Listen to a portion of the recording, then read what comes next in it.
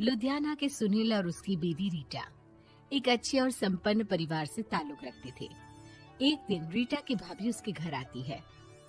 रीटा, तुझे तो पता है तेरा भाई कुछ नहीं करता, ऊपर से 2 बच्चों की जिम्मेदारी, बेटी भी बड़ी हो गई है। तू तो बुआ है, कुछ मदद कर सकती है तो कर देना। कहाँ पैसे हैं भाभी, बस समझ लो किसी तरह हम लोग भी दिन काट रहे हैं। 2 ही तो कार है और मेरी बेटी भी बड़ी हो रही है। अब उसके लिए कार लेनी है तो 10 लाख का खर्चा तो लग ही जाएगा। तभी वहाँ सुनील आ जाता है। अरे शशि, क्या है, तू हमेशा पैसों के लिए परेशान क्यों रहती है? वैसे क्या जरूरत थी बेटी की शादी इतने बड़े घर में तय करने की? अरे पैसे नहीं थे तो ऐसे ही कर देती कहीं शादी। इतने बड़े होटल में क्यों कर रही है शादी? लेकिन यहाँ तो मामला शादी का है, डेट तय है। दरअसल तेरे भतीजे के पीएफ के पैसे आने हैं, पर उसमें देर हो रही है। जैसे ही पैसे आ जाएंगे मैं तेरे अकाउंट में डलवा दूंगी। ठीक है, हम लोग सोचकर बताएंगे। तभी वहाँ भतीजा आ जाता है। फूफा जी, आप लोग ही मदद कर सकते हैं, वरना तो कैसे काम होगा समझ में ही नहीं आ रहा। मैं वादा करता हूँ जैसे ही पैसे आ जाएंगे मैं आप लोगों को वापस कर दूंगा। हाँ भाई, ठीक है। अब देख भाई, हमारे लड़के तो सारा दिन घर पर पड़े रहते हैं, ना कमाते हैं ना कुछ कमाने की इच्छा रखते हैं। लेकिन चल, ये ले, कितने पैसे चाहिए? जी 4 लाख रुपए। ठीक है, लेकिन पैसे ध्यान से वक्त पर वापस लौटा देना।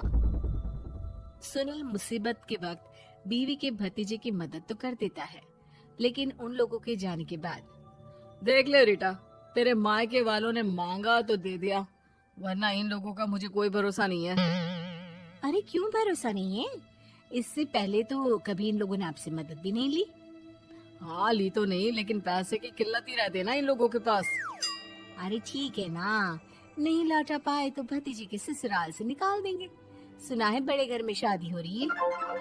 सुनील और रीटा पैसे तो दे देते हैं, लेकिन अगले रोज ही।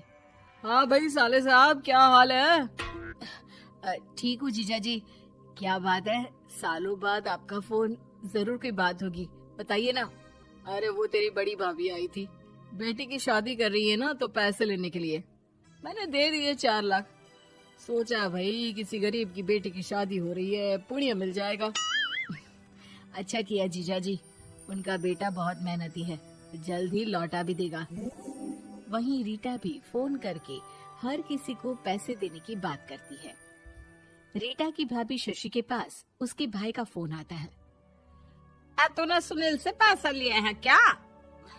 नहीं भाई, सिर्फ बात की है, बोल तो रहा है कि दे देगा। वो लोग मदद करने वालों में से नहीं है, और मदद कर भी दे लेकिन समाज में गा गा कर हालत बुरी कर देते हैं। अब गाने दीजिए ना भाई, मैं क्या कर सकती हूँ, मेरे पास कोई ऑप्शन भी तो नहीं है।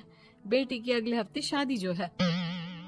शशि की बेटी की शादी हो जाती है, लेकिन शादी के 1 महीने बाद ही सुनील का फोन भतीजे के पास आता है। हाँ भाई, शादी तो हो गई हम लोगों की दुआ से। अब देख, ऐसा ही फायदा होता है पैसे वाले रिश्तेदार हो तो। तेरे वक्त पर हम कैसे खड़े हो गए थे, लेकिन अब पैसा लौटा दे भाई।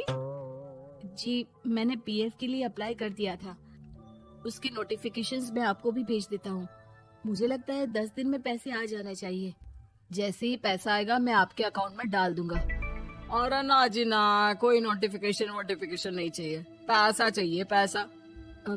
ठीक है अंकल, बस 10 दिन का समय दे दीजिए।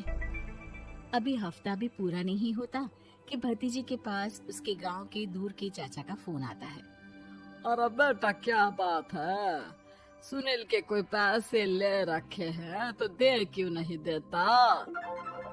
हाँ चाचा जी, बात तो हुई थी, 10 दिन का वक्त मांगा है, उम्मीद है हो ही जाएगा। अरे फोन कर रहा है, रोज बता रहा था कि बेटी की शादी में मदद की थी। अब क्या है ना, भले ही शादी 10 दिन रोक देते, लेकिन सुनील से मदद नहीं लेनी चाहिए थी। याद है ना, मधु की मदद करके कितना बदनाम कर दिया था उसने पूरे घर को सोसाइटी में। हाँ चाचा जी, मैं भी यही सोच रहा था कि उन लोगों से मदद नहीं लेनी चाहिए थी। कई लोगों के फोन आ चुके हैं। वहीं रीटा अपनी भाभी को फोन कर देती है। क्या है भाभी, कब पैसे लौटाओगी? पता है ना ये कितना बोल रहे थे, तुम्हारे बोलने पर मैंने पैसे दिए हैं। भाभी अब तो आपके बेटे की कार बेच दो और हम लोगों के पैसे दे दो। अरे लेकिन रीटा, बात तो 3 महीने की हुई थी ना, अभी तो 2 महीने भी नहीं हुए पैसा लिए, थोड़ा तो सब्र करो। नहीं नहीं भाभी, वैसे मेरा बेटा टिक्कू आ रहा है आप लोगों के घर रहने के लिए, उसको अच्छे से खिलाना पिलाना, समझी? भाभी को समझ में नहीं आता कि वो क्या करे। वो बेटे से बात करती है। अरे माँ, इन लोगों से मदद लेकर सच में बहुत बड़ी गलती कर दी। मुझे खुद समझ में नहीं आता कि कैसे इन लोगों के पैसे जल्द से जल्द दे दूं। तभी डोरबेल बजती है और रीटा का बेटा टिक्कू घर में आता है। आओ बेटा, मामी के घर पहली बार आए हो रहने? आप पापा बोल रहे थे कि आप लोग पैसे का ब्याज तो दे नहीं पाओगे, तो तब तक मैं यहीं रह लूं। और हाँ, मैं एसी के बिना नहीं सो पाता। आप लोग अपना देख लेना और पैसे जल्दी लौटा देना, क्योंकि मैं थोड़ा जल्दी जाना चाहता हूँ। रीटा का फोन शशि के पास आता है। भाभी, पैसे कब तक दोगे? बेटी की विदाई के बाद शशि के घर का माहौल बिल्कुल बदल जाता है। वो हर वक्त बेटे से उसके पीएफ के पैसे पूछती, और पीएफ यानी कि सरकारी काम। आजकल में पूरा 1 महीना और बीत जाता है।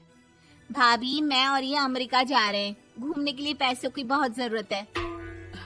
रीटा, मैं पूरी कोशिश कर रही हूँ कि जल्द से जल्द पैसे का इंतजाम कर दूं, लेकिन पक्का नहीं बोल सकती। तभी सुनील का फोन भतीजे के पास आता है। देख माना 3 महीने की बात हुई थी पैसे लौटाने के लिए, लेकिन अभी मुझे पैसों की काफी जरूरत है। मैं अमेरिका जा रहा हूँ, तो पैसे मैंने किसी से ब्याज में पकड़ लिए हैं।